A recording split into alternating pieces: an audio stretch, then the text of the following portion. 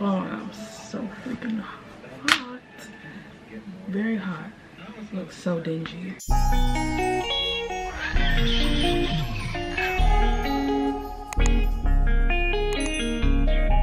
Hey guys, it's Kayla back again with another video. So today I'm going to be showing you guys how I lay my thick natural curly hair underneath these wigs. Also, I just want to say I did see this method off of somebody off of Twitter. I don't remember her name, I'm so sorry, but I just want to put that out there because I have seen a few YouTubers do this. Not this exact method, but I don't want nobody coming for me saying I stole, you know, their content and didn't give them credit. I promise I just got this off of Twitter.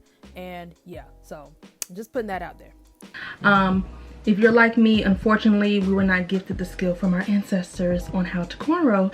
So I'm just gonna show you guys a quick alternative on how to do that and just get your hair to lay down and flat underneath these wigs like I have here. So if that is something that you are interested in, just keep on watching. Okay, so you're going to want to start off with freshly towel dried hair. Yes, this is my hair. It's giving sideshow bob action. Get into it. No, but don't mind that it is uneven because I had a moment before this and chopped some hair off. So yeah, also any of the products I'm going to be using, I will leave them in the comment section down below if you are interested.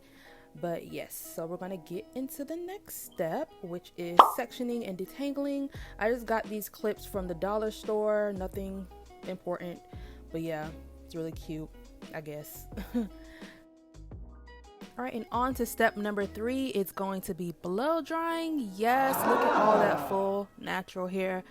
Ooh, this is probably the most time consuming part of the whole routine, but it has to be done. It takes me like a good 30 to 45 minutes. But yeah, so I'm just showing you guys a few that I already completed. And the section up top is just hair I'm leaving out because I am using a U-part wig. But what you're going to do is take a section of your hair like you're going to cornrow. You can use a comb for this if you want it to be more neater, but I don't care because who's going to see them. But yeah, just take that section, clip up the excess hair with a clip from earlier. Take some oil and moisturize your hair because that is very important. Lack of moisture leads to breakage and we do not want that. And don't forget to also get those ends. They are the most brittle piece of your hair, so make sure those are saturated. Once everything is saturated, you're going to take a small piece of hair from that section and begin to braid that down.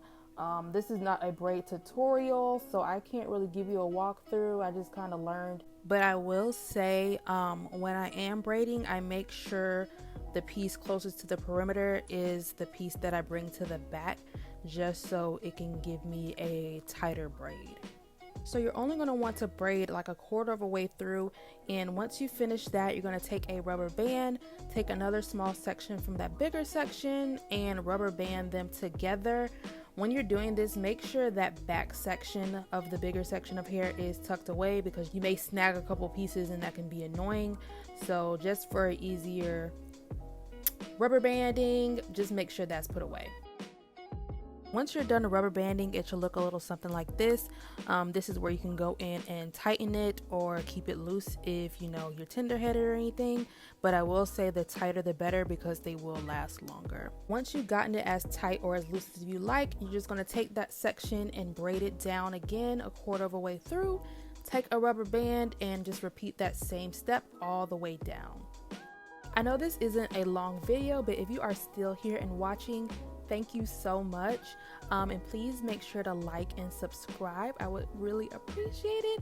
And if you do and are a new subscriber, please make sure to leave a purple heart in the comments.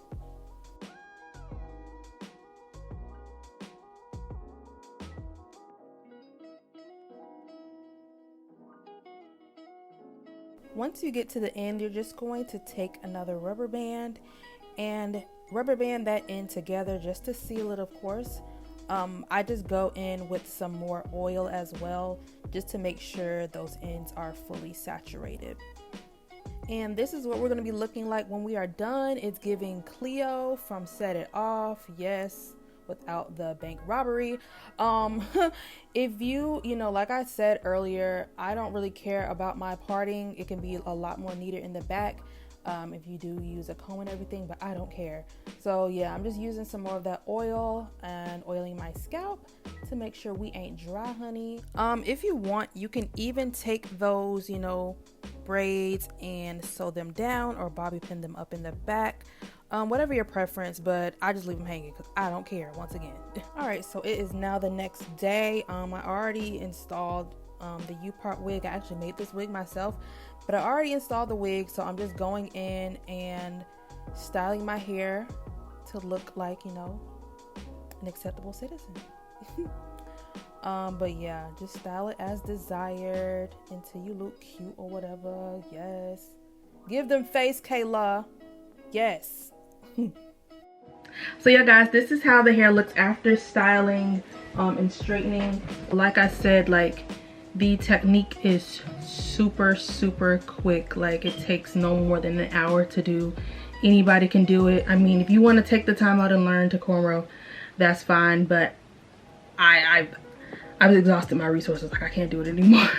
And I really hope that this helps anybody who may have been struggling to figure out how to lay their hair. They can't cornrow it, especially with COVID and stuff going on. Like, you can't get to somebody to cornrow your hair for you, but you still want to look cute. So yeah, this is a great alternative, and I really hope that this helps you guys. Thank you so much for watching, and I can't wait to see you guys in the next video. See you later. Bye.